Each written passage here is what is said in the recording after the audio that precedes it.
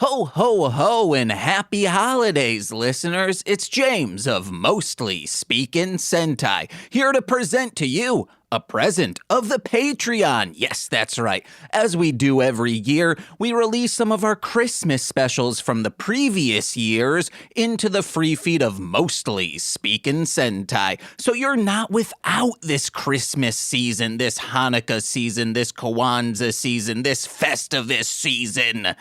This New Year's Eve season, this new Dragon Boy Suede Marshland Monster single season coming out December 29th, but I digress. So, this year, we are presenting to you during this solstice month some great stuff. First, what you are going to be experiencing today is the This Existed episode with Corey and I discussing College University. You might be thinking, James, this is just a Newgrounds Flash animation show from the early 2000s. How is that Christmas related? Well, if you remember when Mike Parker of College University, of Lowbrow Studios, of Sonic for Hire fame, hey, go right now, subscribe to Dorkly and Lowbrow Studios on YouTube, because it's both, they've conglomerated, baby.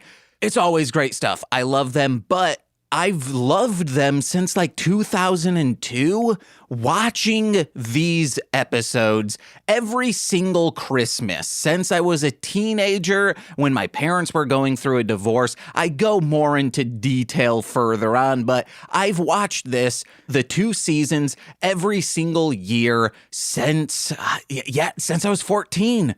So almost 20 years I've been doing this. So please enjoy this. If you want to hear this year's Christmas special and the 52 other episodes we released this year on the Patreon, head over to patreon.com/MLM pod, where for $5 a month, you give yourself a present, brothers and sisters, of listening to us goof around on either Citizens of Townsville Z, which we're going to be doing a Christmas special of that with Nicole and I later this month. This Existed, where we just released our Ernest Saves Christmas episode. We've done Grumpy Cat's Christmas, and then there had to have been another Christmas special. I don't remember the other one. That's on me, brother. Actually, no. We haven't been doing This Existed that long. So I think we've just done Grumpy Cat, Ernest Saves Christmas, and College University. There we go. But we're doing so much stuff. It's great. Also, Mostly Speakin' Sentai After Dark, where we're discussing Tokusatsu Midnight Style, currently going through Akiba Ranger, and Nicole and I's very popular Engaged with Nicolas Cage, where we're going through all of Nicolas Cage's movies he's a stars of, okay? That's just $5 a month. If you're generous, you can go up to $10 a month. You get exclusive content monthly on that tier, as well as all the weekly, and shout outs on every single free feed podcast. So let's begin with those, and then you'll get to hear this beautiful episode of Corey and I discussing one of my favorite pieces of animation. And it's a huge piece of historical internet animation, College University, brought to you by Lowbrow Studios. So let's begin with those $10 patrons, starting with Steve F., Eric Berry of Ranger Command Power Hour, Alex Z, the Waz, Orion, Jordan B, the Chaos Witch, my Bickle, brother in common law, Joshua, Jakis, Steve Barnes, a sweet child of time, and Intro Void. Listen to his music. My mother, Lil Corey's BFF, and now former roommate Shane, who will be on Pissmas next week. Be on the lookout for that tentatively. You know, lineups are subject to change. That fed. Twitch.tv/Corwinning. It's Corwin. And from Formulaic, a podcast in script writing, and the ROM Complex, it's Twitch.tv/R2Shelby2. Now, listen to this beautiful piece of podcast discussing a more beautiful piece of animation. Bye. Oh, yeah.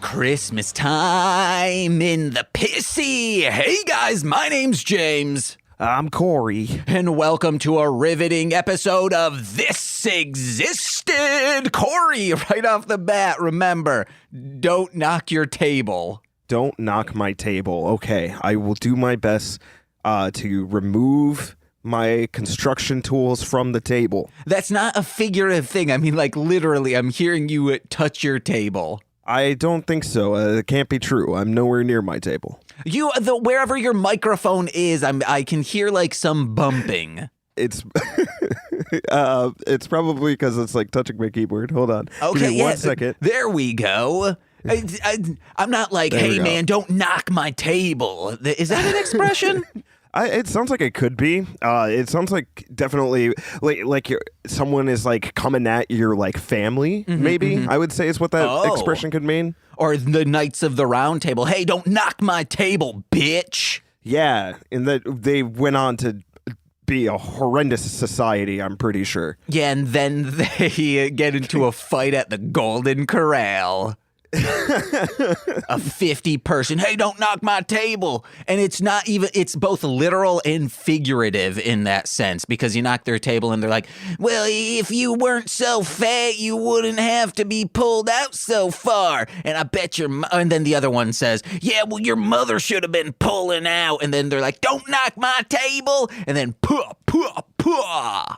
Are Golden Corrals exclusively in the South? No. Oh. It was just interesting that everyone had a Southern accent there. Okay, well, for some weird reason, the people in Golden Corral, Michigan, have Southern accents.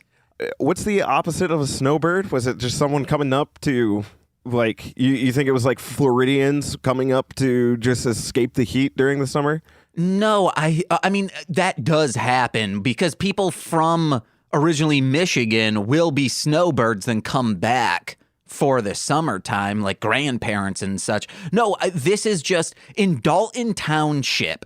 It is a Billy Bumpkin area right next to it's in Michigan, of Muskegon. And those fuckers just talked south. They were dirt bike riding, two-tracking, mud trucking individuals that would just be like, hey, y'all, what you doing over here?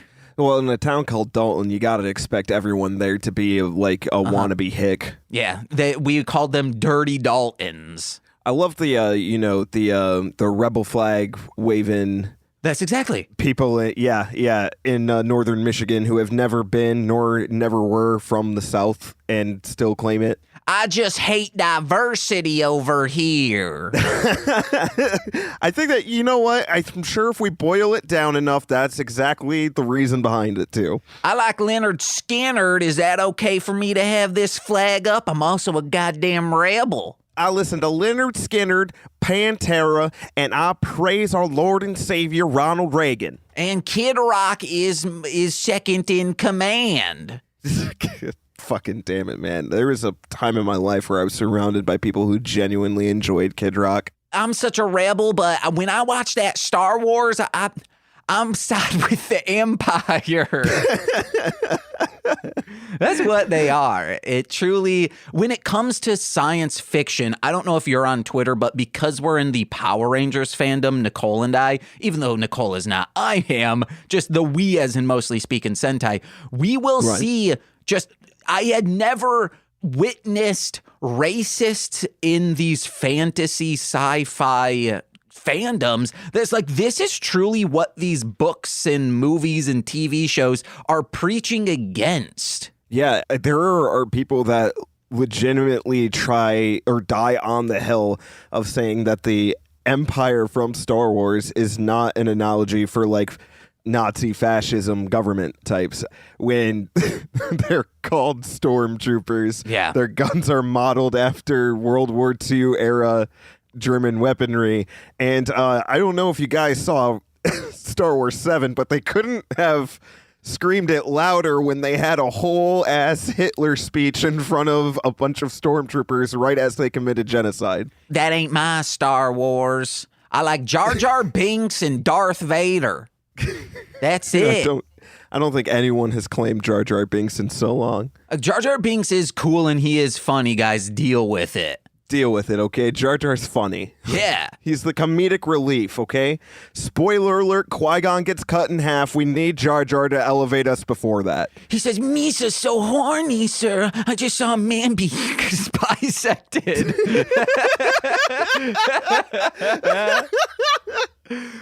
Jar Jar confirmed into gyro porn. Let's go.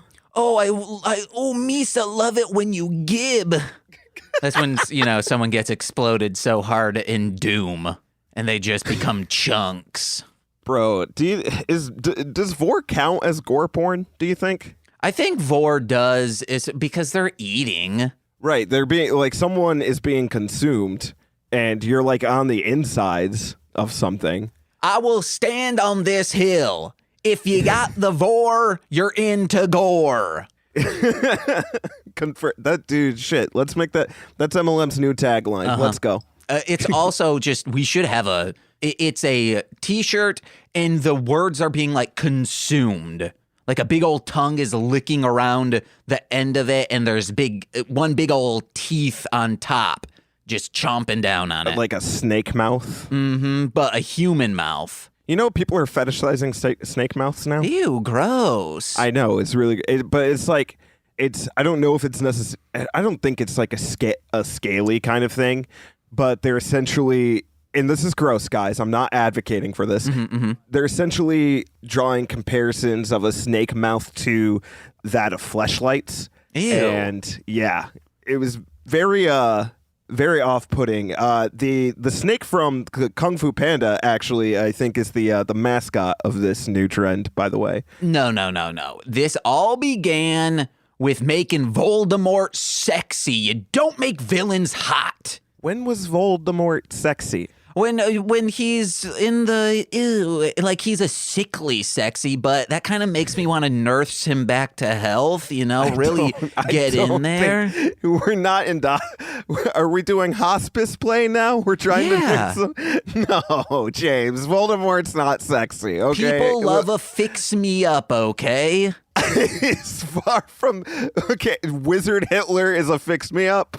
Okay, well, I'm just saying physically that needs fixing. His other stuff, that's beyond repair. Okay, we're not trying to fix his socioeconomic standpoints. We're just physically, which I still agree with. I don't get it. You want to know what? I took the Hippocratic Oath as a doctor. So when I see this sick man, I gotta go in there and at least, I'm a Dr. Love, but that still makes me have to. Doctor of Love. I took the oath.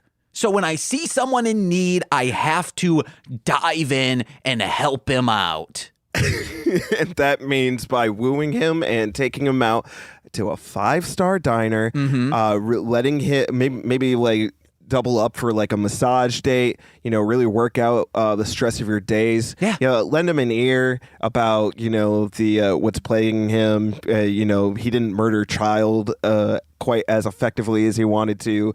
His nose seems to be gone. He has a kind of a half-baked plan for immortality when already he lives a very, very, very long time and ended up making himself look like he's in need of hospice care for the sake of living a little bit longer. Even just him needing a chiropractor because, he's in little dungeons hunched over. Let's make sure he has tall ceilings in these underground bunkers, guys. That's going to be my first fix. I'm going to make him a bunker that he can crawl, slither into. Remember, that's why we're on this subject. And then, I'll probably fuck his mouth.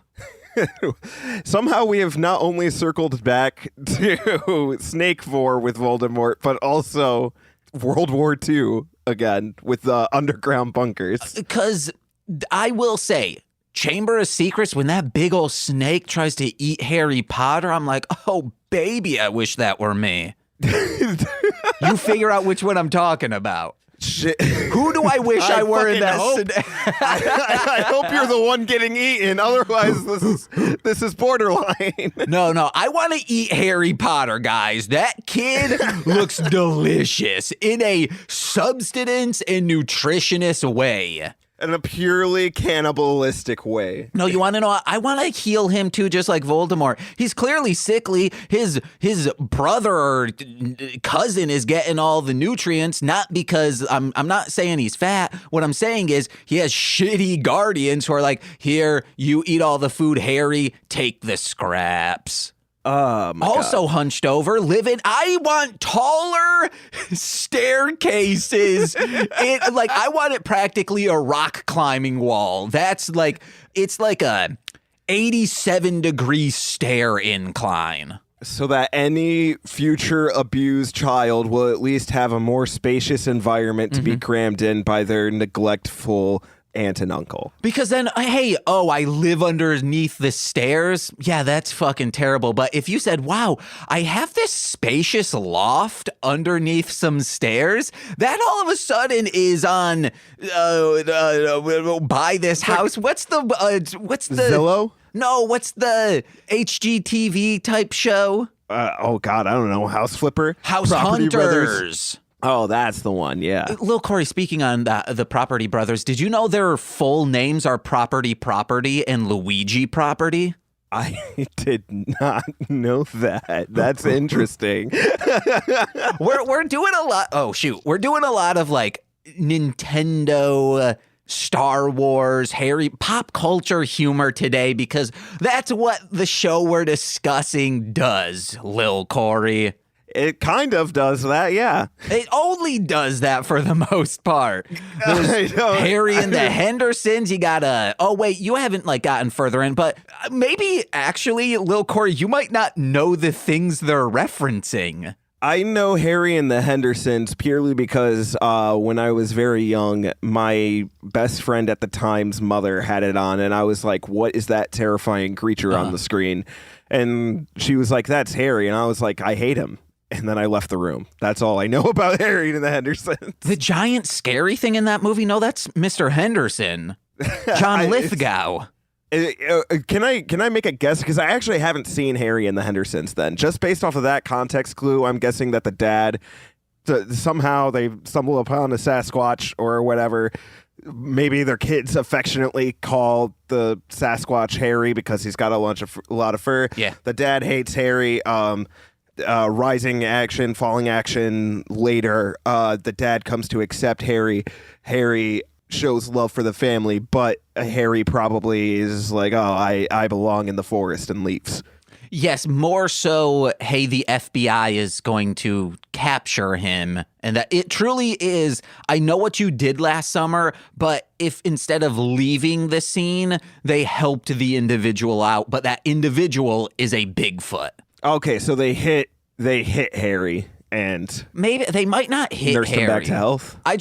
Something happens and they have to hang out with him, or maybe he's like, oh, I want this food, and they're like, oh, Harry's a Henderson now. There's also I think it went on for like 4 seasons, a TV series based on it with a very elaborate animatronic, like worn suit someone. It was very good. Wow, I wouldn't have expected that to get like a TV spinoff. Mm-hmm. You know what I am surprised got a TV spinoff? What? The Caveman from the Caveman commercials of like, I think, what was it? Progressive or Geico? Geico. And guess what? I watched it and I loved it. It was good? Was it really good? Yeah, the only reason it failed is because people were so cynical about it, thinking, oh, this got a TV show? But it was funny. Nick Kroll was the star of it. Wow, Nick Kroll, awesome. Yeah. To be fair, I was totally one of those people. I was like, what the fuck? You were also a child. I was a child, but that's when my cynicism was really starting to come in. I feel like that was the first thing I was cynical about, actually. The very first thing I was cynical about. Usually people are like, I was like a fun-loving child. Oh, I loved to go out and be adventurous. You're like, I was a cynic before it was cool, and I was a baby. Bro, listen. As a baby, I basically was already a proto-hipster. Let's be honest. I was against the grain, against the form of whatever you needed to be as a child. Kids were outside playing Save the Princess.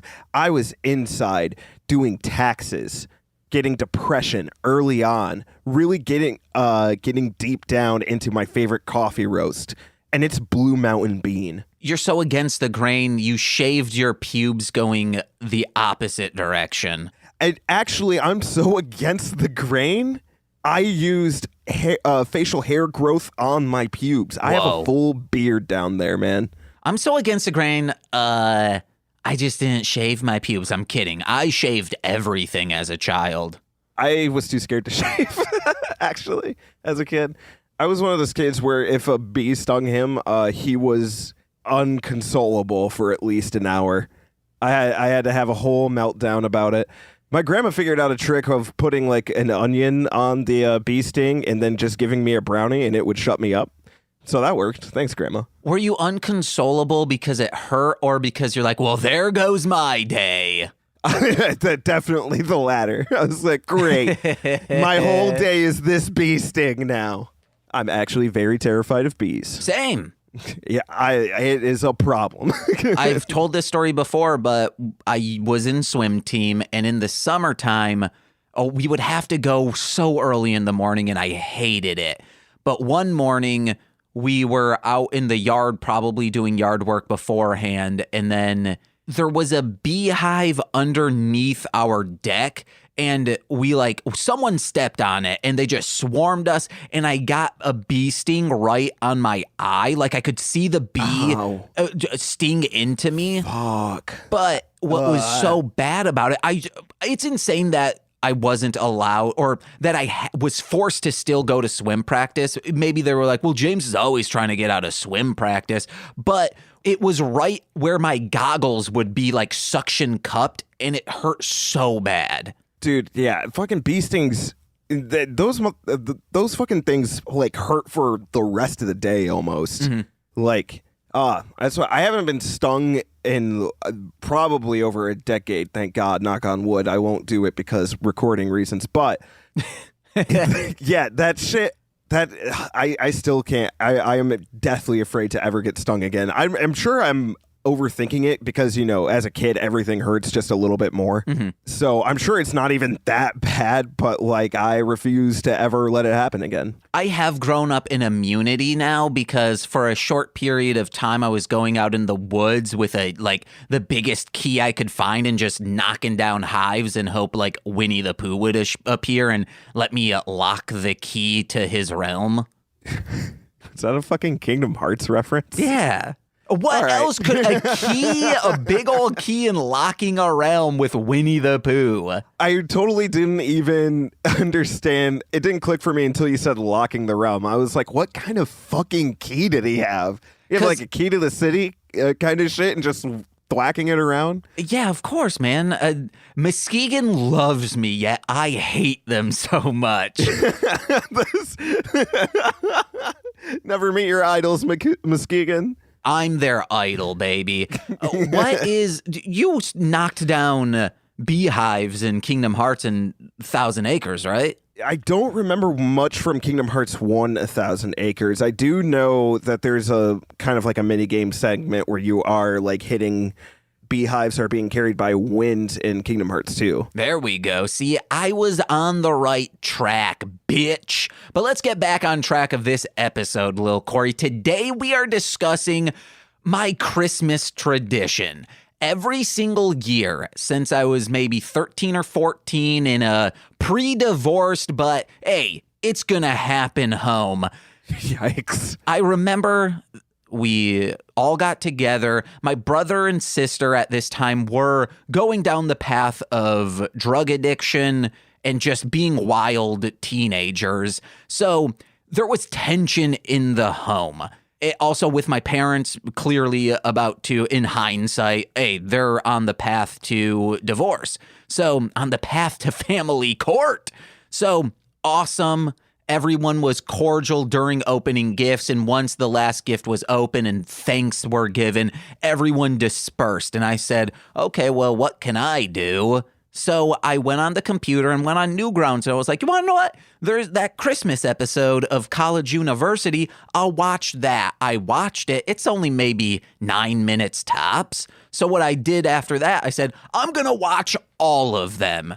So ever since then, I've been watching College University by Lowbrow Studios Mike Parker, Andy Parker, all these people came together, started this show.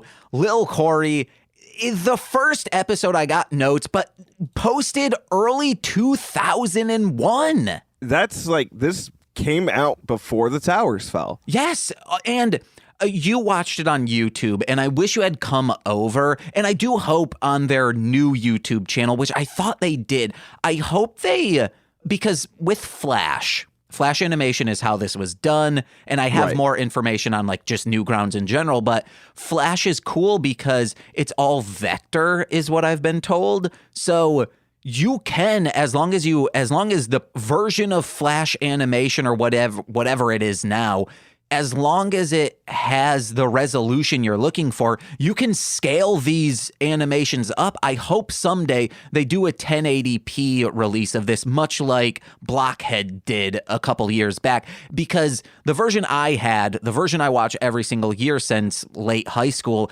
is the DVD version. I own both seasons on DVD, and they look beautiful. They sound beautiful. Ooh, baby. I wish you had come over and seen this. What's your first thoughts? Well, first of all, this has DVD versions. Yep. Yeah, I thought this was almost exclusively a web series. That further boggles my mind because sometimes I felt like that they were supposed to be saying a joke, but like it didn't, the punchline didn't ever come. What? We'll get into it. Yeah. So here's the thing. I think I missed the boat on this. I think if I was younger, I would have loved this a lot because it is kind of in the same vein. Because I used to love old Newgrounds for sure. Like Hyperboy, Girl Chan, all that kind of stuff. Ed's World. I loved all of it. And even those like Hyperboy and Ed's World, I've rewatched recently, and internet humor at the time just was not quite there yet. I feel like I love so much of this, and I will say, introduced it to Nicole, 10 years ago as my tradition, and she thinks it slaps, baby. No, I feel so. There were let me clarify. There were some times where it got a genuine laugh out of me. Specifically in the earlier, I think it's either episode 1 or 2, when I think it's like his dad takes him to like a nature retreat or something where he's like, and then the bear just like runs out and just starts kicking his shit in. That was hilarious. I thought that was pretty funny. And the same thing, they use probably the same animation, they just like ported it to a different model. That happens to Parks with Macho Man Randy Savage, the same exact punch motion. And then also, not Parks, who's the other guy? Mike. Brown-haired guy. Mike. Same animation, I believe, with Mike when he beats up the child prodigy. Oh, yeah. At the end of episode 7. Mr. Push Pop. Yeah, Mr. Push Pop. I will also say we could truly only do season 1 because, Lil Corey, this is my notes. And this is notes. It's a wall of text, guys. That's not even all the episodes. We then have the bottom of that is episode 6, and then episode 7 is on a separate page a little bit because there's so many quotes in this that live in my life. Like, whenever we see Kermit, you better believe we're going to say, he doesn't know any better. He's Kermit. He's Pez. I think I actually remember you saying that line to me at one point in our life. Yeah. He's Pez. I remember being equally confused when you said that. Like, if we see, like, a Rick and Morty thing, Nicole will point at it and be like, it's Morty. He's Pez. No, yeah, that's another one of the jokes that actually genuinely made me laugh. Who let the frogs out? Who? Okay, so let me get into some more notes. Newgrounds, by you, for you. Created in 1995, Newgrounds is a website of user-generated content from music, animation, video games, and porn. So much cartoon porn. I don't know if it's... I was all over it. I was all over it back in the day. Of course. It was one of the greatest things because it wasn't an adult website, but you could go there and your parents would be like, oh, they're on Newgrounds, but they didn't know it had porn, baby. That's the same thing. Another little gem, comdot.com. Also, it was a video game site that also just had adult games on there. It was just never marketed as an adult game site. Yay. But today it's known for the browser-based rhythm game Friday Night Funkin', and back in the day it hosted smash hits like Pico, the run-and-gun game Alien Hominoid, and surrealist web cartoon Salad Fingers. It launched the careers of Game Grumps Ego Raptor, however you feel about him. He did start there, just screaming the N-word a bunch. Yeah. Max Gillardi, aka Hot Diggity Demon, with wacky game jokes for kids, who is now on YouTube with the fantastic series Brain Dump. Please watch it. Corey, have you seen that? I have not seen Brain Dump. It's so fucking good. Like, you have to watch. It's so good. It's like a film analyst, but it's animated beautifully, but also is meta and generally doesn't actually get into the actual film. It's fucking good. Watch it. It's so funny. The newest one on fascism and what is it is so fun, because I forgot the format of the show. So I'm like, oh yeah, he's getting into fascism, and then takes a hard left. And it's the most I've laughed sober in the longest time. All right, bet. I'll get on it. Probably after this, actually. I got some free time. Hell yeah. It also is known for, or launched the career of Madness Project Nexus's The Swain, who started with his iconic series Blockhead, which we will be doing on the show someday. And just so many more, like Tomorrow's Nobodies, the Jank crew who are on mostly Speak and Sentai, they started on Newgrounds. It's insane. So this also includes today's subject, the man behind College University, Clocksuckers, Player Haters, Sonic for Hire, Kung Fu Carl's Illustrated Adventures, and not to mention animation director on an array of projects like Adam Ruins Everything, Dropout's Cartoon Hell, WWE projects, and much more. We're talking about Mike Parker, a sweet man who's been a part of my Christmas season and since I was a boy in that pre-divorced house. And this is when I would have started telling the tradition, but hey, that's fine. So here's a little bit of a rundown of College University's history. The first episode was posted on Newgrounds on March 16th, 2001. When I found that out, because they're still on Newgrounds, so you can go see what it was like when these were posted, and then you can go on YouTube, see them a little bit updated, and I hope someday they'll be even more updated. What followed were episodes 2 through 4, which is the Christmas episode, all posted in 2001, which collectively, Lil Corey, in 2001, or the early 2000s, they netted just these 4 episodes over 2 million views on Newgrounds. That's incredible. Yeah. Actually. Insane. Wow. And then episodes 5 through 10 were published through 2002 to 2005, which we then saw classic CU shorts. A lot of those come up. The shorts are fucking great. Honestly, Lil Corey, go watch those. I'll show, like, the Halloween episodes are so good. They're just maybe 3 minutes and less. Ooh, baby. Or the Flim Flam. Oh, God, that was so good. And then the final episode... Flim Flam? It's like the Sham Wow, but it's Flim Flam gets out your stains, kind of. Oh, gotcha. All right.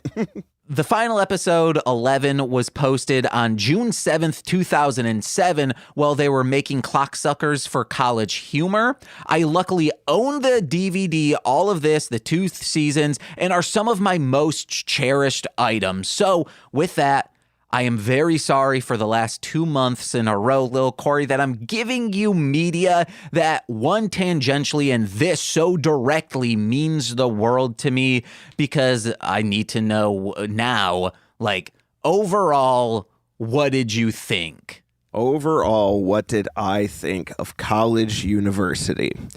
I would say, in the time of early Newgrounds, I can definitely see why this was as big as it was with those 2 million views. Mm-hmm. In the time of early Newgrounds, I kind of touched on this before. Stuff like this, Hyperboy, all that stuff definitely would have been eaten up by the likes of me. I like some of the jokes. Hell yeah. It seemed... it was just a little bit too disjointed for me, I Okay. feel like. When I was like, let's only do season 1 just for time's sake, season 2 gets more and more. Like, OAR is in one of the episodes. Also, Lil Corey, you said the man who did Macho Man Randy Savage was doing a flawless impersonation. I would hope so, because that was Macho Man Randy Savage. Okay, that makes sense. Then I was like, man, this guy's really good. That's incredible that they got Macho Man onto the show. I didn't stop to look at the credits. I should have. I was like, man, I hope James knows who did that impression, because that was spot on. No, it was just truly Macho the Man. man. So The myth, the legend himself. normally we pull reviews from Letterboxd, but today we're pulling them from Newgrounds, specifically from when these were released, from 2001 to 2007, I think is when all of these were found. And Corey, there were on most of these like 71 pages of reviews. I had to go to page 60 just to start finding 4-star reviews. So there's like 58 pages of 5-star reviews. And then from there, you start getting into 4 and maybe only a page and a half of 1-star reviews for this. Did you have a few of the 1-stars? I'm interested to see what they say. I'm mainly taking 1-stars, and this is early 2000s, so there were, and I don't think I took any of these reviews, but a lot of R words being thrown around in both good and bad ways of saying it. Well, that's early Newgrounds for you, I guess.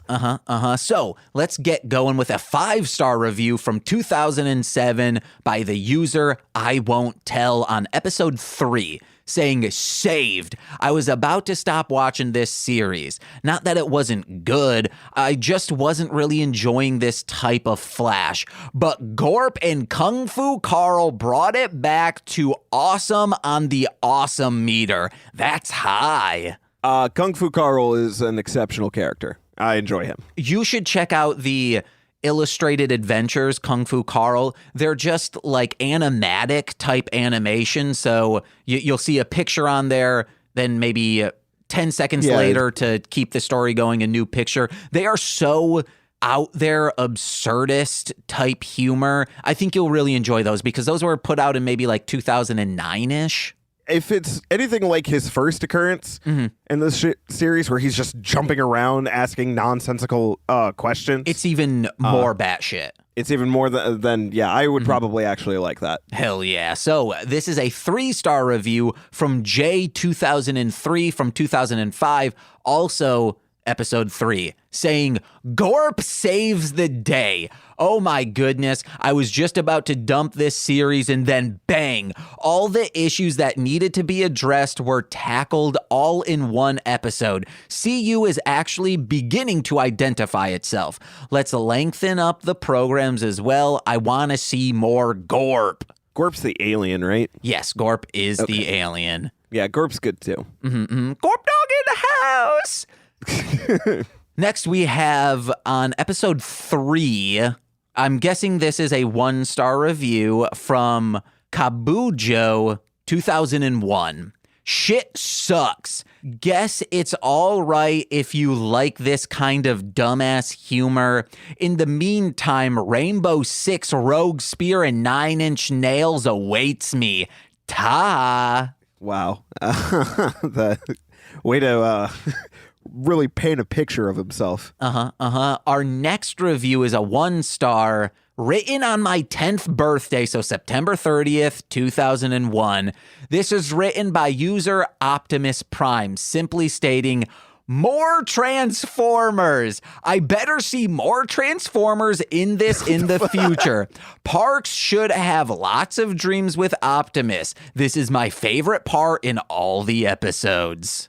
Well, eventually more Transformers did happen. So maybe your review got to them, man. Hell yeah, dude. Next is 2.5 stars for I Like to Watch from 2001, episode 4. Friggin' heck, man. This series started out so good, but now it's gone to crap. That stupid Gorp alien? What the fuck is that? The way he talks and the sound of his voice is just annoying. Get rid of him, all caps, 4 exclamation points. For your own sake, not mine. Again, all capitalized, 4 exclamation points. Actually, that one's just 3. That guy had the inverse opinion of me. I thought this show eventually got better as it went on. Yeah. And finally, 2 stars, and I chose this just for the cultural significance. This is from Animorph Alive, episode 3, September 16th, 2001. Oh, America's still healing and feeling that pain. All right. They say, it's okay. Well, it was almost 2 megabytes. Usually when I spend the time to watch a 2 meg video, I expect 2 megs of funny or 2 megs of blood and guts preferred. But this one, nah, it was okay. I'd skip right to episode 2. Wow. 2 megs. Really dated. I was about to say really dated with that 2 megabyte comment. Yeah, that's why I chose it. Also, Flash was known for being pretty small file sizes anyway. But yeah, I'm like, 2 megs? That's what your issue is? That is literally less of a second of download speed right at this point in time right now. Yeah. At the time of this recording. Which is the day this is going up. Okay, let's go in episode by episode. First episode, what was the first episode for you? Is this them driving to college? Okay, so yeah, because it was weird because I originally searched college university before I went to the playlist you gave me, and I got different episode 1s with that. Yes, so here's why. In the original telling, episode 1 was them at their graduation. Right. But then once it went further in, and I feel like it was for the DVD, they repackaged it for the first episode is, hey, we're in college. You're not waiting for us to go to college. Episode 1 is them traveling, hitting Bigfoot, whatever. And then the second episode is new animation around the original episode 1, which was their college graduation, which I prefer that one so much more. Yeah, I've seen both, definitely. So I think I canonized the first episode being whichever one came up first in your playlist that you sent me. Okay, hell yeah, which I think is them heading to college. Right off the bat, they're like, yeah, let's go. We're so excited. They hit Bigfoot. They hit Bigfoot, much like Harry and the Hendersons. Possibly. Also, I Know What You Did Last Summer, which was, oh, you watched that movie? Yeah, Jennifer Love Hewitt's pretty hot. Yeah, I would. That being said, I wouldn't go around admitting you've seen it. I don't know if I agree with that sentiment. I thought it was a pretty all right movie. Same. This was at the time when slasher movies were so on the out, especially after Scream had revitalized it. And I Know What You Did Last Summer was just riding the Scream wave. Yeah, that's fair. Especially since Scream was technically a parody of the slasher genre. Satire, I would say. Yeah, a dissection, an homage. That being said, Ghostface is my favorite slasher. Yeah, he's super cool. Yeah, he's awesome. And then this is one of my favorite jokes is they're pissed off at each other, and then you see them driving, then it goes and Mike is sleeping in the passenger seat, and then it pans over to Parks, who in the driver's seat is also sleeping. It veers off, they crash, and then they're sitting, it cuts to them just sitting angry in the car together, and Parks goes, "You are sleeping too," and then Mike goes, "Yeah, I wasn't the one driving after just hitting Bigfoot." That actually was a good joke too. There's a lot there. Okay, let me. As we're going through it again, my opinion's slowly changing in the positive for this series. Good. bitch. Oh my God, James, relax. Then they're like, I hate you. I hate you too. As they're going into the city, and we see a sign that says College University 1 mile, city dump 0.9 miles. I feel like look at me being like, the joke would have been funnier if the city dump was also the equal mile distance away. No, because then you're on top of, this is implying like, oh, you are right next to it. You'll be in the waft of it all the time, opposed to then you would have to write in all the time instead of this being a throwaway joke that they're always on trash. I mean, I felt, in my opinion, the joke being that the college university is, a bottom tier school. Oh, yeah. But that's it. This is just implying like a dump is nearby instead of it being the dump. Fine, James, fine. Whatever you say. Bitch. Jesus. But when they walk in, Mike goes, ugh, kind of smells like cat pee in here. And Parks goes, oh, no, my cat peed on your luggage before we came. And he goes, oh, thank God. Thought it was the room. Honestly, low key, I get it. I would also, that's a good thing to hear. It's just your clothes that smell like shit. Yeah. You're not going to be living in it forever. Because, yeah, you just clean your suitcase or just throw your suitcase away. Yeah. I would have just thrown it away. Oh, no. You dunk it in someone's, you go to Burger King and you wash it out underneath one of the fountain machines. Has someone come into your Burger King before, James, to wash their luggage in your fountain machines? Oh, a fanny pack. That's kind of luggage. Yeah. Someone just stepped back there and was like, excuse me, I need this for a second. Well, no, they were screaming furiously because they're like, my fanny pack, it got grass stains on it. So they were just putting the, not cream soda. What's just seltzer water? What do you call that? Oh, I think it's seltzer water or sparkling water. Yeah, but it's like a type of soda. It's blank soda. Oh, fuck. Beats me, man. I don't know. Okay, beet ginger soda. Ale? No, it's not ginger ale. That's Verner's. Or Barks. No, wait. Barks is a root beer. You're thinking Canada Dry. Canada Dry. That's what I'm thinking of. Or Schweppes. God, I would shoot someone right now for a Verner's. Jeez, settle down, Mr. Michigan. Oh, is it because your tummy hurts? No, I mean, my tummy does hurt a little bit, but I just really like Verner's. Club soda, that's what I was thinking. Oh, you're right. Club soda. Yay. So what's followed is someone, I think it's Big Jim, comes and says, hey, you guys freshmen? Yeah. Hey, guys, we got a bunch of freshmen. And they all, 4 people show up and they're like, are you going to do something to us? And they're like, oh, no, we just wanted to say hi. And they introduce themselves. And this is a joke that I love. However, Nicole implements it in real life, which makes learning people's names so fucking hard. They say like, oh, my name's Big Jim, Kevin, Andy, Steve. Let's just say that's what it is. And then Parks goes, okay, let me see if I got this. Alex, Pete, Barbara, Pete.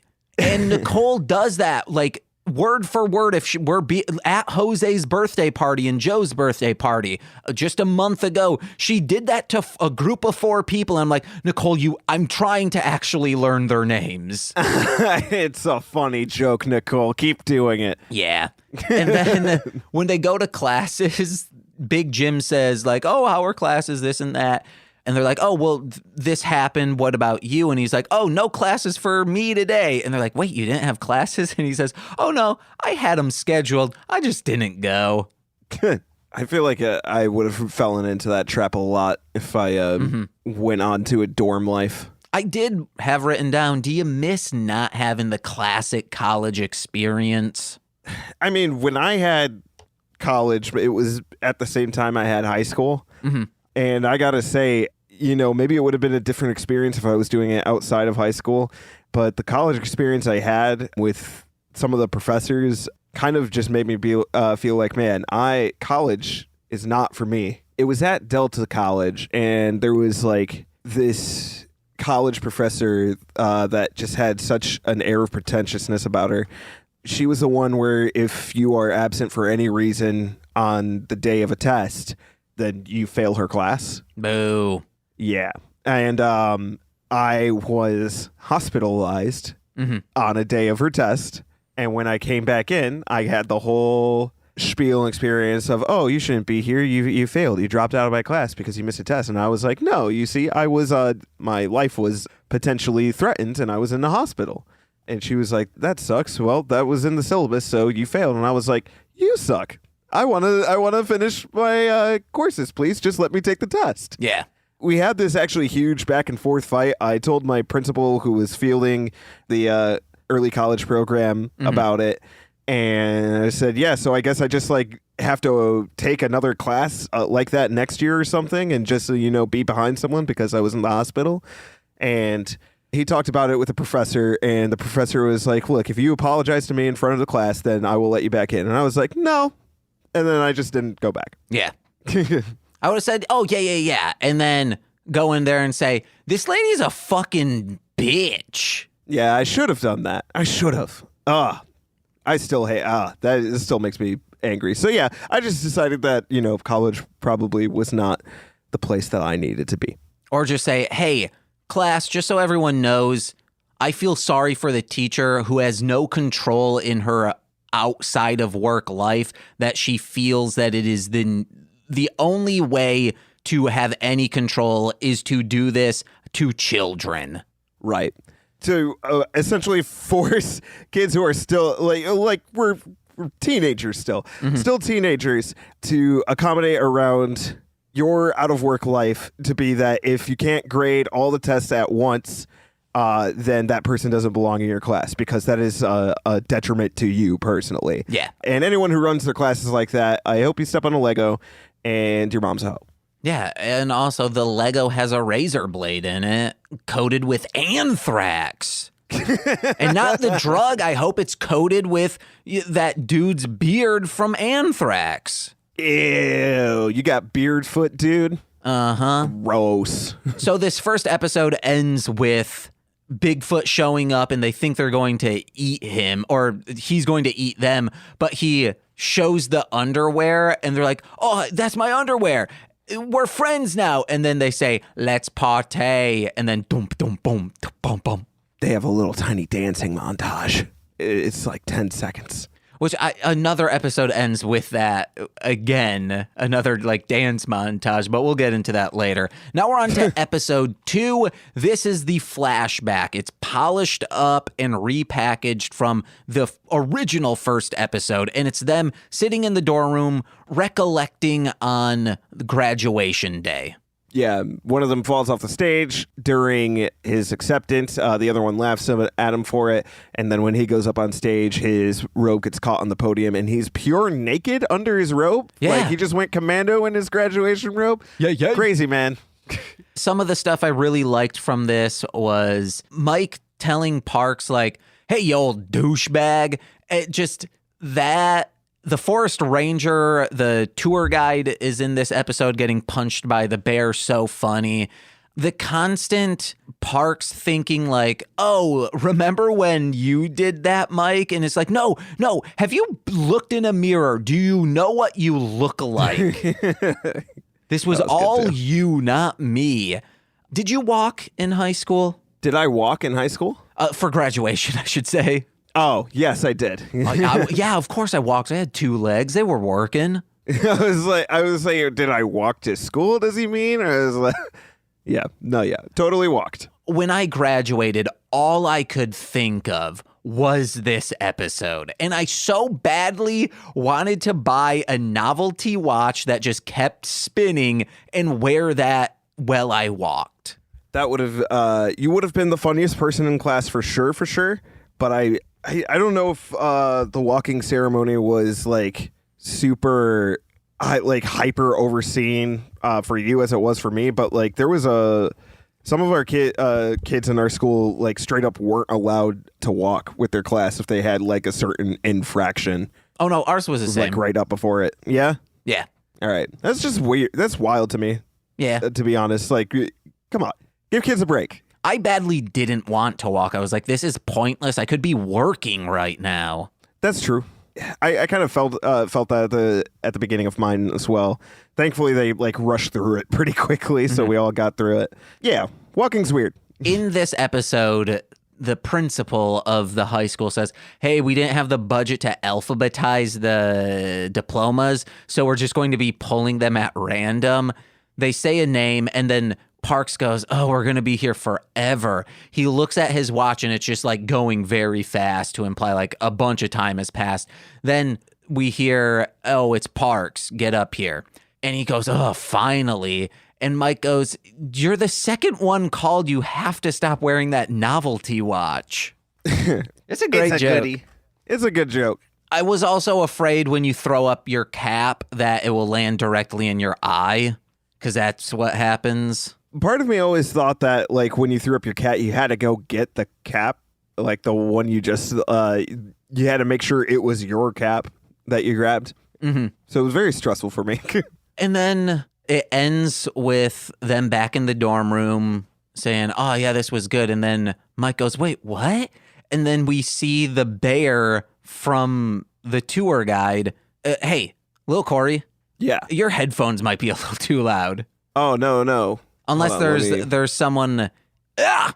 Oh, yeah. I can hear myself in your headphones. Give me 1 second. But it ends with like them. Parks goes, oh, we made up. It's all good. Hey, you want to see these pictures of Mike falling and beefing it hard at our graduation?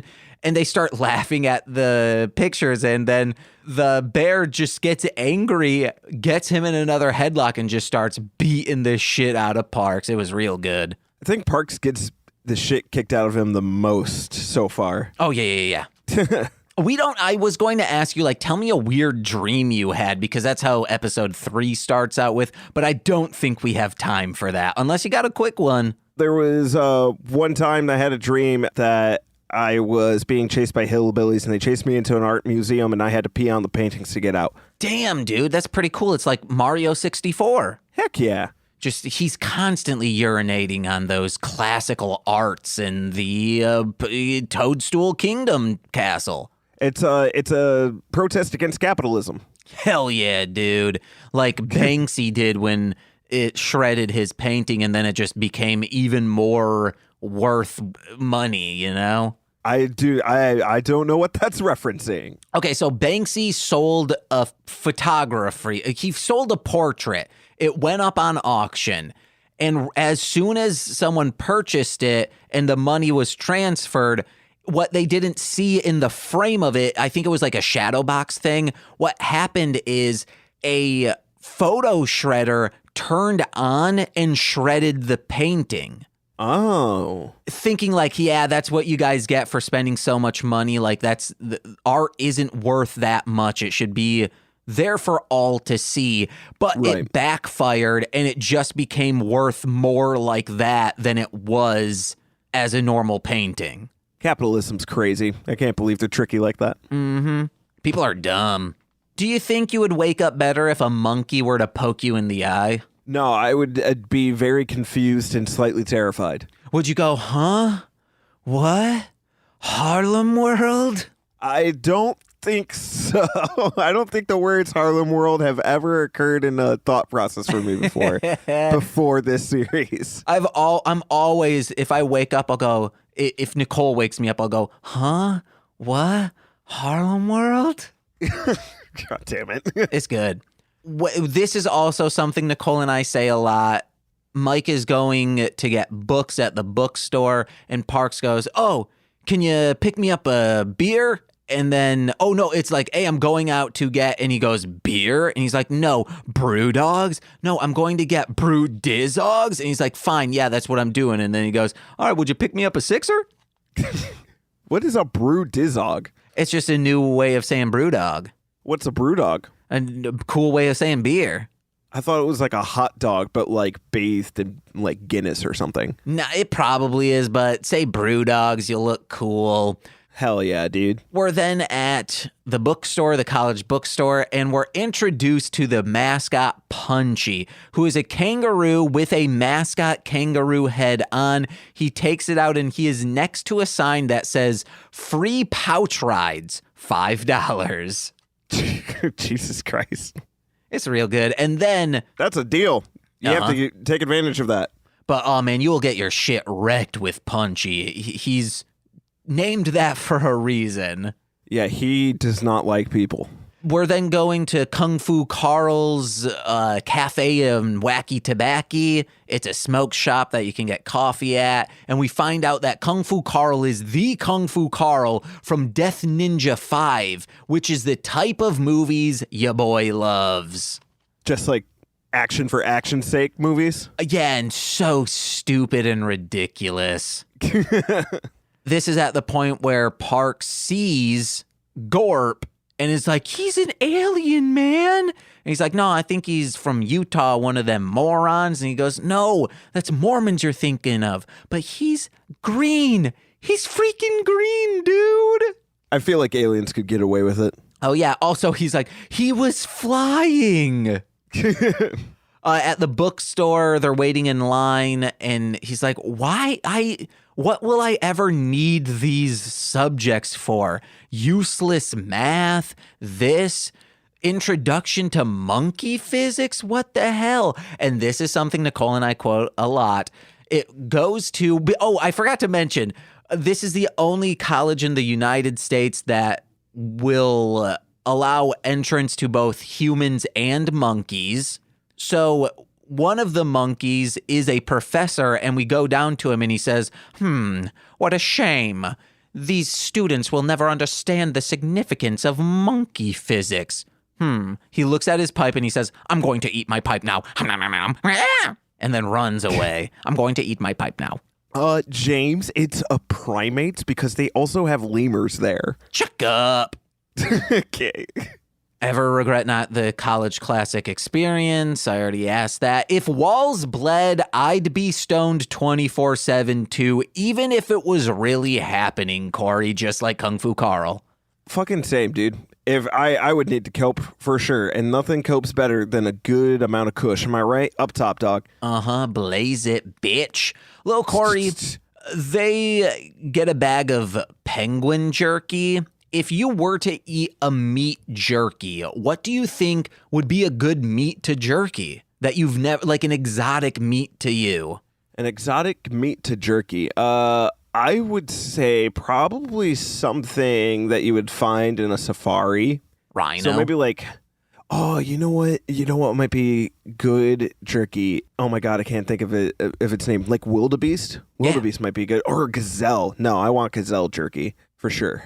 For sure. I want Giselle jerky. Who? Just someone named Giselle. You gotta get out of here, Giselle. This was a warning. Probably bear jerky. Bear jerky would be good. Like polar bear jerky? Well, that's just cruel and unusual, Lil Corey. It would never hold up in the Supreme Court. I don't. Why everything else and not the polar bears? Because they're endangered? Yeah. Okay, I guess. Oh, man, I'd like to cut up Yogi Bear and jerky his ass. Dude, Yogi jerky would probably sell for so much, let's be honest. Talking bear jerky. Oh, yeah. But PETA would come after us. Actually, I don't think PETA has any jurisdiction with talking animals. Well, actually, they do. Oh, parrots? They're going after God of War right now because one of the gods, Radasker, is a talking squirrel, and I think he kicked the shit out of him. Oh. They need to find a better mission statement. They got to find a better mission statement. Just be more succinct. Don't just... It's a god. It's not... That's also not an animal. It's a god. Yeah, he's an omniscient being who just happens to look like a squirrel. Then people should be like, oh, boss baby shouldn't be allowed. That's against child labor laws here in the United States. No, he can talk. He is able to say, I want to do this. He's smart enough. Also, like, I don't know, if I were to box the boss baby, that's fine. Yeah, but I mean, the boss baby's a human, and those are free game. Well, no, I'm saying child labor laws. He's a child. No. Or you want to know what? I'd be able to DDT Jack from the movie Jack, Robin Williams, because he looks like an old man. Actually be easier. He has real brittle bones. I've never seen that movie, James. Oh, you should check it out. It's real sad. Oh, I don't want to. Do it, man. Make me. It's also kind of creepy in retrospect, like technically a child, but looks like Robin Williams as a 35-year-old man is like, I'm a student, trying to play it as a real thing. It's not like in Billy Madison, where it's like, oh, this is a dumbass being a dumbass. I always thought that the concept like that was creepy with Benjamin Button as well. Just that whole scene where he's like a 80-year-old hiding under a table at night with like a six-year-old. I'm cool with that because at least he's tiny. I think he's like full grown at that point. No. He's like a small man. But what doesn't make sense is if he's a small man, when he grows old, he reverts into a baby and then sperm, I think. Do you think that he legit just at one point at Benjamin Button's life, he does return to a single cell organism? Yeah, because he disappears. Right? Yeah. He does? I never actually watched Benjamin Button. I just know the plot. Nicole and I watched it early on in our relationship. So he's just poof, gone. Yeah, he just like, I think he passes away as a baby and then he just disappears. He's just a little spermy in a coffin. Yeah. Oh my Gross. God. It'd be so inexpensive. I mean, the funeral industry will probably still charge you $100 for sperm coffin. Yeah, I mean, they sell baby coffins. That's crazy, right? Yeah. This is crazy that there's a market. Also, go downtown and $100 will also get you some sperm coffin. Sperm Coffin's my new band name. Dude, that's actually a real good name. That's like a good one, right? Yeah, I'm coughing up some sperm. Yeah. I really enjoy the bong water, sipping on it. That made me gag a little bit. Yeah, of course. After getting the job, Big Jim comes out, I think it's Big Jim, and says, hey, Parks, you might not want to be drinking from that, okay? And he's like, why? And he's like, oh, it's a pipe, for smoking weed. And then he goes, okay, and then drinks more of it, this is why I believe I had to ask my dad, hey, what's a bong? Did he tell you? Oh, yeah. A roach clip in a later episode. That's what I had to ask my father. Oh, gotcha. Gorp Dog in the house. Platinum Bentleys. Okay. So there is a song I will, if I can, I might not have time. Once I find it, I will insert it somewhere. Only my verse. It is a rare Nicole rap song. She has done 2 early. I can't wait to fucking hear it. But no, I will only display my segment because back when I was just like doing nerdcore, there's a large segment of just referencing Platinum Bentleys, Harlem World, etc. because of this. Like this. Got a cup of Tony Danza in my mug, so hot, but I'm cool. Snowy panda rolling in a slow pot. Like, yeah, heating up the glove. It's delish like a fish in a rich dance club. Getting pussy indirectly. I'm renting a hemp leaf stashed in a batch of Platinum Bentleys. Harlem World, girl, grab Mason did it. Think you cute shit, but your face is shitty, bitch. And then that's it for that episode. Now we're on to the Christmas episode. We gotta start getting through some notes, Lowcore. Let's do it. This is why it's a Christmas tradition. And fudge. Santa isn't real because he's like, I gotta wait for Santa. I can't go on the ski trip for you. And he screams, Santa is magic. That was a good line, actually. And Nicole and I scream that all the time. Also the ho, ho, ho, which makes Kung Fu Carl think the drunk dressed up as Santa at his store is the Red Ninja and just like drop kicks him and is such a realistic thud and knocks this man unconscious. But then they become the Big Fudge and Gorp become the Santa elf replacements, but is Gorp as Santa and Big Fudge as that dude, what's his name? An elf. the elf. Sorry.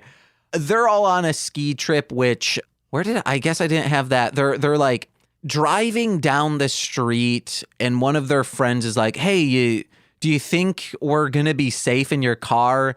And Parks goes, man, this is the wagon.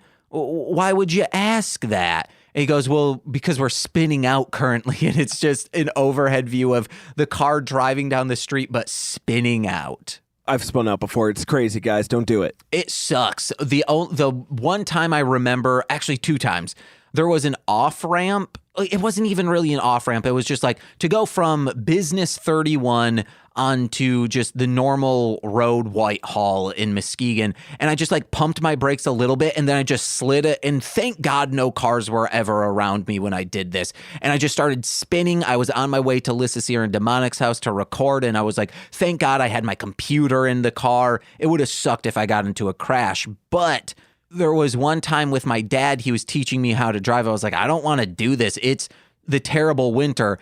And there was this hill on like Getty Street. And when you go down it, I was like pumping my, I don't think I knew to like pump the brakes because I didn't have anti-lock brakes in my 89 Buick LeSabre. And I like hit it, and then I just spin, and my dad's like, what are you doing? I was like, I don't know. This is why I told you I didn't want to do this. And then I believe once we were safe, we pulled into a parking lot. He got out, and then I went in the passenger seat. I was like, thank God. I never drive in the fucking winter, dude. Fuck that. If I wasn't a nervous driver, I probably, as spinning out, would have said, it's fine, Dad, we're in the wagon. We're in the wagon, Dad. I got this. Don't worry. They're on a ski trip, and Parks and Big Jim, aka BJ, they go on the groin shredder. It's just like a 90-degree drop they go on, and you see it in... What's up? I was laughing at that. It's just like a straight up drop off. Mm-hmm. And you see it in silhouette, them just drop down going, ah! Parks goes up and he's like, man, he stands up and says, my groin could be a little bit shredded, but I'm glad we're okay. BJ, where are you? And he says, please get off me. You're standing on me, and stop calling me BJ. And they're like, hey, where's the map? I think we're lost. And he says, oh, here it is. And then Big Jim unfolds a piece of paper, and it's just a realistic photo of like a sexily posed, laying on his side male kangaroo, dick and balls out. And it says, signed Punchy to Parks. And Nicole and I love that photo, and we'll go, I love you, Punchy. You little furries. No, just he's cool. We're not wanting to sex this boy up. Sure. But Nicole has never seen the original Star Wars, so she only knows the Tauntaun scene because of this. She thinks she knows it's a Star Wars reference, but in her mind, the only thing that plays is and I thought they smelled bad on the outside is from this. Okay, that's funny. Yeah, I feel like between that, I know a lot of other people get the same thing from Family Guy, not knowing that it's a parody of the Star Wars. Mm-hmm, mm-hmm. Speaking of, that movie is boring as hell. Fuck the original trilogy. They're really boring. Oh, I think the first one's really boring. Empire's great, and Return is great. But A New Hope is so slow and boring. Just fast forward, see the aunt and uncle burnt to a crisp, then fast forward to when they're about to take on the Death Star. I think, really, I only like 6 out of them. You loved them. And then the Ewoks. the final lightsaber fight in 5. Oh yeah, real good. I'm your father, no! Did you believe in Santa growing up? I did, yes. Hell yeah, dude. I never did. But I kind of assumed at one point that he wasn't real, and then my mom gave me the talk. He's like, hey, he's not real. And I was like, I knew it. And then I cried. I wish I could pee on Santa as well, just like that little kid peeing on Gorp Santa. Like, if Santa were a sexy lady, would you pee on her? I'm sorry. I was really trying to wrap my head around that. Like, it's obviously a fetish of, oh, let me sit on you and I pee on accident. Whoops. Gross. Stop. I'd be into it. As everyone knows, I'm into women peeing. All right. You can get your golden showers, James, just not a Santa Claus, all right? No, someone dress up as not Mrs. Claus. I want a woman in a beard, and then actually, I don't like peeing on other people, but I like being just coated in it. Just sprayed in that mist. I'm glad that we're close enough for you to share that with me, James. I'm close enough to share that with anyone. There's a very, very funny joke in Mostly Babblin' Bible Man that came out today as of recording. Listen to it, and it's involving that makes Nicole and Robbie laugh so hard. Can't believe Robbie was on Bible Man. You guys got to check that one out. Love Robbie. Love Bible Man. Bible Man's great. Also, I need to start...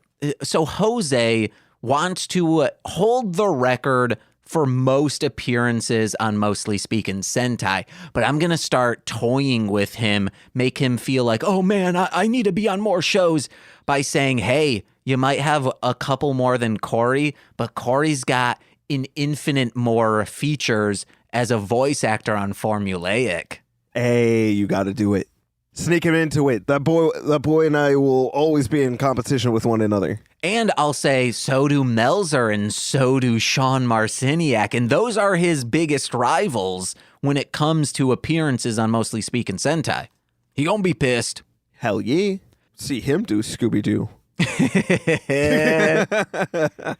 Have you ever seen someone do a keg stand? I have not seen someone do a keg stand in like person. I've only seen it done in like movies and videos. Same. I don't think it's real. I don't think that's real. It's not a real activity that happens. Just like the female orgasm. I only ever see it in movies. Right, exactly. Or the clitoris. I've never seen that. Okay, well, I've seen the clitoris. You're lying. I saw it in a dream once. It spoke to me and said, hey, you've seen a female orgasm IRL. I'm like, you're right. I just thought it was someone screaming at me. I got scared.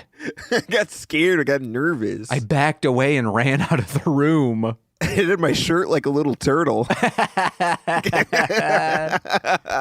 And then my penis also hid like a little turtle. It went right back up in me, so scared. When I was maybe too much TMI, but when I was a kid, I used to tuck my head into the like foreskin and pretend it was a turtle. Well, I think everyone has done that. Right? Everyone's got to do it, right? Like you just push it all the way into you like you're a dog, and then you let go real quick and it just like springs out. I imagine one time actually exclaiming, it's like a door stopper, whatever that meant. Yeah, because it goes boing. Oh, whatever that means. You know exactly what it means, Lil Corey. I don't think I meant it that way, though. I don't think I was smart enough as a kid. Oh, no, give yourself some credit. Even the dumbest of child knows what a doorstop does. But also, that's a universal thing. Everyone has been screamed at by a parent of being told, hey, quit fucking with the doorstop. It's happened to me a few times, and every time I'm so fucking confused because I'm like, then why is it there? Why is it like this? It goes boing. If they didn't want me to play with it, they shouldn't have made it so playable. Mm-hmm. Man, you better believe Beavis and Butthead love a doorstop. Boing. We're now on to episode 5. I don't remember. This is the party episode where a rager is happening at Mike and Park's house. So my first note is Mike is having to study, and he's like, you should be studying too. They're in the library. And Parks goes, exam, huh? Let me see what my Palm Pilot says. And then Mike goes, that's a Game Boy, man. And then he's playing more Harlem World. This is like me on San Andreas. That's all I ever did. Hell yeah, dude. Did you ever have a roommate just throw a non-consensual rager? Kind of. Cody one time brought a bunch of people over to do a bunch of coke in front of me and my friends. Insanity. I know, right? Good thing this is behind a paywall. All of a sudden tomorrow, hey, new Patreon, Cody. He's gonna learn today, all right? He's like, whoa, I did that? I guess I was too high on cocaine to remember. Cocaine is such a weird, it's insane people still do it. I genuinely, okay, we're gonna learn something about Corey. I did it once in the past. All it did was make my heart rate go up and make my nose hurt and then bleed the next morning. So it's really like the dumbest thing ever, guys. Stop. Don't do it. Yeah, you want to know what you could do and spend a little less money and those same effects will happen? Go boxing. Go boxing. Heart rate goes up, your nose hurts, and it'll be bleeding in the morning. Only people will probably think you're a little cool. Yeah. Oh, man, you could punch out Jake Paul, Logan Paul, Yeah. one of the Pauls. It's one of them. Paul from Tekken 2. Paul the alien from Paul. Ooh, go give that dude a kiss. Mwah. And then smack him and say, you're no gorp. You're no gore. This is when we're introduced to the dean. The dean's the coolest. He does there's a lot of reference in this. It's a reference to Teen Wolf when he bites the beer. The dean does that, and they're like, Smalls, he's stealing your thunder. He tries to do it, and it goes everywhere. People are pissed, and they're like, why are you here? You're like 40. I've never heard this line, but one of them just says as an insult, change your pants. What the fuck? What does that even have to do with anything? I don't know, but the dean, who's like a cool man on campus, goes up to Mike and says, Mike, you remind me of myself back when I was younger. Only I was better looking, rich as a bastard, and for the love of it, couldn't stop getting laid. It was All right, good. Sigma. Total Sigma male, dude. Whatever that That guy means. probably fucks. I only know what a smegma male is. It's like the one above alpha now. Whoa, there's something above Alf? Yeah. Damn. Alf 2. I don't know. I think Alf's a TV series. I don't know where I was going with that. Have you seen the movie Weird Science? Yes, I have. I don't remember much about it, but I do remember it, really liking it as a kid. Well, there's a reference to Weird Science in here of the and she need me in my nuts. I guess someone got kneed in the nuts during Weird Science. I have to rewatch it. It's been too long. No, they're telling a story, and they're also telling this story, but it's between the monkey and Optimus Prime, so it's just weird. Okay. And also pretty science-y. So that's the end of episode 5. Any notes on that one? Nope. All right, episode 6. I think this is possibly one of the best episodes. It is them. The ID episode, right? Yeah, the ID and the career placement episode. Yeah. Oh, yeah. The fucking the history of the school video was funny. The ID those were probably my favorite parts of the watching series. Hell yeah. So they do a career placement test, and I'm like, did you ever take one? I did take a career placement test, actually. Maybe I did, but I just don't remember. I got a project manager in game design, and I was super excited for it and never did anything with it. Ooh, you a scamp. You're like, I'm not going to conform to your tests. I'm going to go do security work at a dead-end corporate job. It really sucked.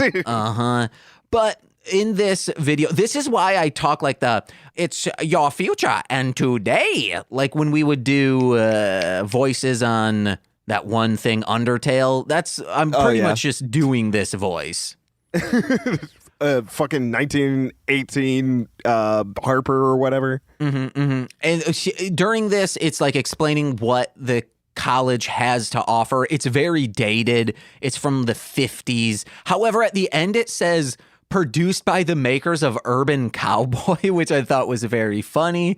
But in this, here we have state of the art this, that, and then finally it goes, and our library has high-speed broadband internet. And you love that, don't you? Only commies and Nazis hate progress. Oh, and then looks at the computer this kid is looking at, and he's like, oh, I don't think pornography is on the curriculum. Fucking got you. But, Lil Corey, these are the careers that you could learn at college university in the possibly 40s or the 50s. Which one would you choose? Here are your choices. Chemistry, philosophy, strike breaking, cigarette salesman, raccoon maintenance, witch hunting, Donkey Kong engineer, sandwich repair, or commie bastard. I would either do sandwich repair or commie bastard, I feel like. Hell yeah. I would do, just because whenever someone says Donkey Kong, I say Donkey Kong engineer. Or raccoon maintenance, but whatever. Oh, yeah. That's pretty cool, too. Strike breaking probably pays a lot, so you might want to go there. Probably. And commie bastard, what classes what's the curriculum to learn how to be a commie bastard? It's just Marx and Lenin teachings. Okay. Just 24/7. Got the Communist Manifesto right here, baby. There it is. I love it. I chose this because in a class that I hated, it was a history class, and we needed to do a book report, and I saw the Communist Manifesto on there. I was like, oh, I've always been interested in what this is, because people like my dad would be like, the communists are coming. Oh, we're turning into a communist nation. And when I read that, I was able to, when my dad would say that, I'd be like, here are the 10 pillars of truly becoming a communist nation. We have always already done 4 of them throughout your entire life. That's it. No new ones have been added. But what was so great, all of the Communist Manifesto, Lil Corey, it's a hard read, but only like 22 pages. All the other books, I would hear people be like, fuck, I'm having to read like 30 pages a day because I chose a 600-page book. They're all complaining, and I go, mine's only 22. And they're like, excuse me? Just because you have to talk about communism, I guess, for a little bit, but like even so, it's not that hard. Oh, no, it was the best reading I did because it was actually informative. Right.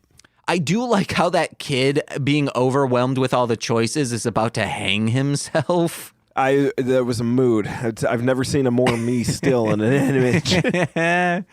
And then they're sitting at lunch. It's Pizza Boat Friday, PBF, and they're discussing like, hey, what are you gonna do? And Parks is like, I don't know. Witch hunting, that seemed pretty cool. You know, one less witch in the world, stealing cars and eating babies. And then he punches a cosplay enthusiast. Yeah. Because a witch all of a sudden comes out. Well, it's not a cosplay enthusiast. I think they were doing a stage production of Wizard of Oz. Same thing. I guess that theater people are cosplay enthusiasts. This is the episode where we get a corporate friend comes. He's no longer in college. And he comes in, he's like, who let the dogs out? He has brew dogs. Who? And he's like, they're like, come on, man, that's stupid. And Parks is doing up his hair with gel and then just puts on his hat so gingerly, which I used to think was so stupid. But as an older person putting on hats to keep the hair out, I will comb my hair, make it look nice just to put a hat on. So I'm now like Parks. But he's like, oh, and I can't go anywhere without Kermit, and it's a Pez Kermit, and he goes, who let the frogs out? Who? They start laughing, and then the corporate friend goes, wait, so because he just does it with a frog, it's funny? And they're like, yeah, man, he's Kermit. He's Pez. He doesn't know any better. Corporate life is a nightmare. We find that out, and there's a party going on at Kung Fu Carl's. He started a nightclub, and it starts with, they're like, oh yeah, I'm just watching Death Ninja 9 or whatever. And Kung Fu Carl's like, oh, were you in that one? Oh no, was that the one where your head was cut off? Oh yeah, I think that was yours, or whatever. The one where you die in it, I think. And then they're watching. Is that the one where your head gets kicked off? Yes. Was that you? I forgot whose head got kicked off. Was it yours? And then they watch it, and it's just like in a execution video from like Al Qaeda or something. Dark Ninja is just sitting on the ground, and all of a sudden, like, Kung Fu Carl comes in as like with a drop kick straight to the head, and then it flies It flies, and then you see a goalie try to deflect it, but it goes into a goal, and an announcer just goes, goal! And then Dark Ninja says, see, that doesn't even make sense. And then High Kung Fu Carl says, makes perfect sense to me. And that's me watching a lot of movies that Nicole's like, what the fuck is this? Same. Did you ever have a fake ID? I never had a fake ID, actually. Damn, I had one. It was a friend's ID, but I only ever used it to buy parental advisory CDs because I was 17 and he was like 19, and I don't know why he gave me his ID. I was too much of a bitch, and I just had a bunch of quote-unquote cool parents around my friends who would just get me alcohol for me. Uh-oh, that's not good. I know. But what about rated M games? I'll have a story about that later. That's funny. My mom would just buy them for me. Okay. Except one time. Ooh, which one? It was Red Dead Redemption. Okay. And the person shamed her out of it. Oh, what? Fuck that. They're like, I'm a proud PETA member. You can kill horses in this. I do like so they have fake IDs. That one's just Dark Ninja, and one is Gorp but has a fake mustache on. And Parks goes, well, it makes me look older in the photo. And it's like, that's not you, though. But the date of birth is simply older than 21. And Nicole, at the end of this episode, Nicole walked in and was like, wait, why is Parks in a, fake mustache? I was like, oh, that was on his fake ID. And she's like, okay, that makes sense. This is where I asked my dad what a roach clip is, and he explained it to me because we were already watching Cheech and Chong with him. So he's like, right. Yeah, I'm fine with explaining this. And I've had to ask him what Cottonmouth was, but that's because of rap music. Not the snake? No, what? There's a cottonmouth snake. I thought that was a different, maybe it is. I don't know. I'm pretty sure. Check it out, guys. Let us know in a 5-star iTunes review of Mostly Speaking Sentai. Okay. Then we get that a cappella rap song, which I think in the originals on Newgrounds, they had a beat to it, and it might have been like an industry beat. Like you could not put this on a DVD or on YouTube, so that might be why it's probably a cappella. And then the Dean's the coolest. Get more anguish from the corporate life dude of saying, I gave you a back rub, boss. That's not why you hired me. And he's just drunk and crying about it. And this ends with another dance montage where it's the let's do this. And then it goes into Wild Thing. On Newgrounds, it went into Wild Thing. On here, it's just a sound-alike beat. And I have a story. Maybe a month ago, I was very stoned. Nicole was too, I think. And I went to go do dishes. And I just started going like, boom, da, boom, boom, boom, boom. Wild Thing. Well, doing the dishes. And I kept doing it. Like many times, to the point where Nicole was in the living room. It's like two rooms away, separated. And Nicole just starts laughing so hard from it. And I'm laughing, trying to go like, boom, boom, boom, boom, boom. Wild Thing. That's my life, guys. Love it. It's a good life. And then finally, last episode, just a few notes on this. Macho Man Randy Savage here, baby. Love him. Why did I write boom into my heart? I wish I knew, buddy. I don't know either. oh no, the boom boom into my heart. Yeah.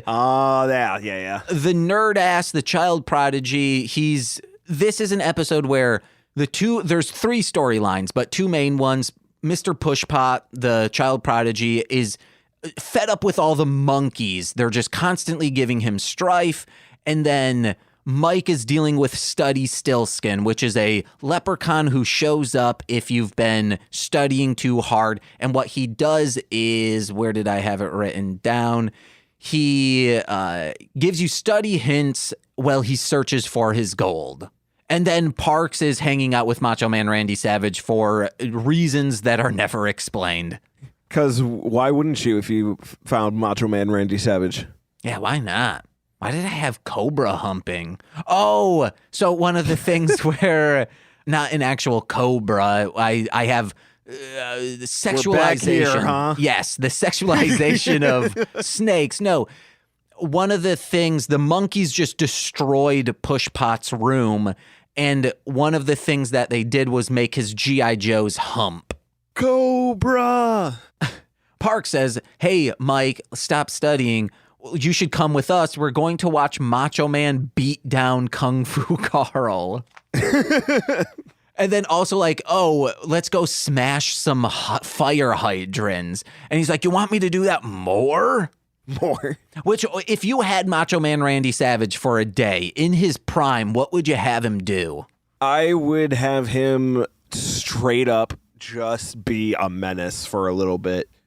Just literally just start screaming nonsensical Macho Man Randy Savage interview lines in public, dressed up as not Macho Man Randy Savage. Oh, yeah. Hell yeah. Dressed up in a and nice then maybe suit. break a few fire hydrants. Oh, yeah. If you see a fire hydrant, it's a hot summer day, and kids are like, we're so toasty, we don't have a crowbar or a wrench to undo the fire hydrant, and Macho Man just runs up, DDTs it into spraying out. I know you'd have to pick it up to DDT, guys. He does a people's elbow. Yeah, no. He's gonna DDT it. He's just gonna run over, grab it, give it that little wrestler slap, and then the sheer weight of him falling to the earth is gonna rip that thing right out of the concrete. Hell yeah, and it just sprays everywhere. Yeah, just like my dad. What? What? Oh, because you sprayed everywhere on your mom? Probably. Ew. We find out if you see Study Stillskin, you should never do these 3 things. Leg wrestle him, take his hard candy, or convince him that you have his gold. And they ask, wait, why wouldn't you want to leg wrestle him? And the friend goes, oh, he beats you and makes fun of you. It's embarrassing. What wrestling move is the most romantic? Because Macho Man is trying to say like, hey, you accidentally asked this girl out that you like well in a study-induced coma. What would you do?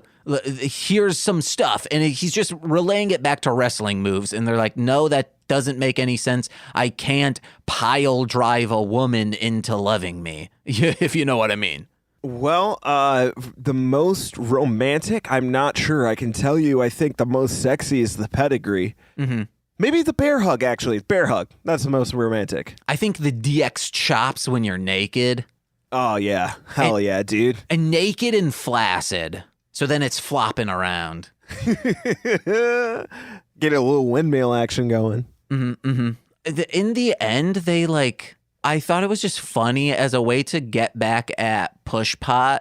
From a bunk above in the dorm room, the monkeys just slime him, Nickelodeon style. Hell yeah, dude. And then when on the date, this is my last note, is Study Skillskin comes out of nowhere and he's like, gold. And he starts poking the date's boob and then humping the dinner roll.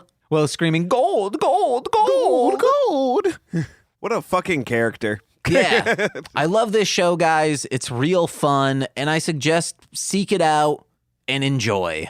Give it a listen to. If you like early Newgrounds content, you'll like this. And watch season 2. We might do it someday on here. Let us know if you want to, but maybe we'll do Blockhead. Blockhead's so fucking good. It's rad, baby. Ram, ram. Was that a weed whacker? Was that a weed whacker right now? No, that was my dirt bike on. Oh, you got like one of those GTA Vice City dirt bikes, huh? Yeah, and then I hit a kid and get haunted by a pumpkin. It wasn't your fault, James. I know it wasn't. It was the kid's fault and the dog's fault for trying to get up on my dirt bike path. Yeah. Also, the kid shouldn't have, I didn't hit him that hard. He's being a drama queen. That's the dad's fault for not training his son to, 1, take a bump from a vehicle, and 2, tighten up a little more. That's you hear it here first, kids or parents. Train your kids to take a bump from a vehicle. Uh-huh. And make sure they have the muscles that their insides can take the bump. Because just if you had a glass jar, even if the glass jar knew how to properly fall, it's still going to break. So in this context, that no matter what we do, the kid's still going to break if we hit him with the vehicle? They might not break as much, but it's like, oh, you're going to need to go to the hospital and this will be complications. But at least he's not going to die right away. Unlike the jar. Yeah. Okay, I get it. It's all coming together. It's all being pieced together, James. Most of my jars, they cannot break because then semen's just going to spill everywhere. Well, the semen actually acts as essentially like wet cement, or what is it called? Rubber cement? Yeah, it'll Adhesive. just hold everything in place, even if it does break. Leave it in paste as well. What are you worshiping in those jars? What got soaked in your jisms? A few Yogi Bears. James, you're actually a furry, okay? I know that in my heart. It's okay that you are. It's just that you are. I got a Commander Chip Hazard. Mordecai from the regular show. Oh, his girlfriend Twilight Sparkle?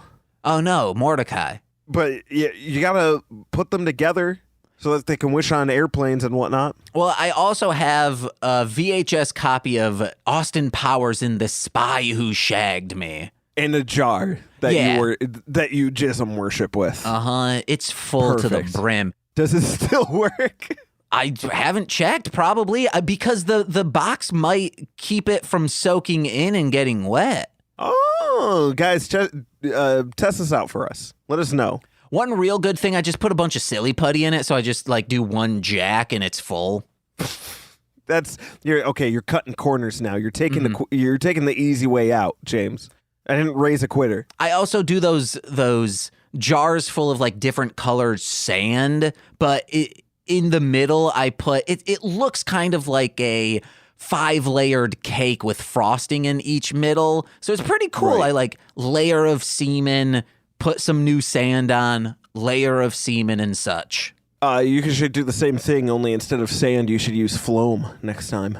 Or just use yeasty dough. Just make a cake like that. Just make a cake. Uh-huh. That's Glaze someone's it. fetish for sure. Oh yeah, like cakefarts.com. What? You don't know what cakefarts.com is? I don't know what cakefarts.com is, James. Man, I guess this is our age difference, you know? Ooh, it's an age prospect, is it? Well, because it was very popular and a meme thing in 2009. So much so on United States of Terra. What's her name? Who's Captain Marvel? Brie Larson? Yeah, if you want to see Brie Larson sit on cakes and whatnot in United States of Terra in order to make money when she's out of high school, she does that. Or I think she sits on a balloon with frosting. What is this show? Where did this come out? Early 2010s. It has a Hereditary mom in it. Really? Yeah, it's a very fucking good show. It's so good. It's on Showtime. And it's a Diablo Cody show. And I think Steven Spielberg? Yeah, he executive produced it. Steven Spielberg executive produced a show that has cake farts. Yes. Good job. The story of it was, maybe that's what we do in January is United States of Terra. Fucking, I guess we might, because I don't believe that this is a real show. It's Toni Collette, I think is her name. She has DID, meaning multiple personalities. Right. And it's just kind of dealing with that in a more serious, but it's a dramedy, so it is kind of sitcom-y in the sense that sometimes Brie Larson will be sitting on frosting-covered balloons and whatnot in front of a webcam. She's Captain Marvel. Yeah, and you can also see her sit on cakes and shit. I might seek that out. James is like, I got plans now for the night. I got a new worship. It's a good thing Nicole didn't stick with baking and pastry school, because I might be like, oh yeah, Nicole, it looks like you baked too many cupcakes. Might have to sit on them. We're gonna need to sit on a few of these. And by we, I mean the royal we. It's you who has to. But speaking of relationships, Lil Corey, sometimes they're rocky. We're finally doing it. No matter what. January, Flintstones on the rock. Will Wilma sit on some cakes? Or maybe she wants to see Fred sit on them, and that's where the marriage is crumbling. No, maybe it's a crumble cake that they're sitting on. It's a crumble cake. That's good. Good job, James. She's like, oh, well, a normal birthday cake, that's not getting up in my hoo-ha, but a crumble cake, it's like going to the beach. We're in for a rocky road, aren't we? Uh-huh. So there we go, guys. Flintstones on the rocks. I need to edit this episode, Lil Corey. All right, let's get out of here. All righty. Send me those files, you fucker. You bitch. Okay. All righty. See you guys. Thank you for listening. Bye. I love you. Bye.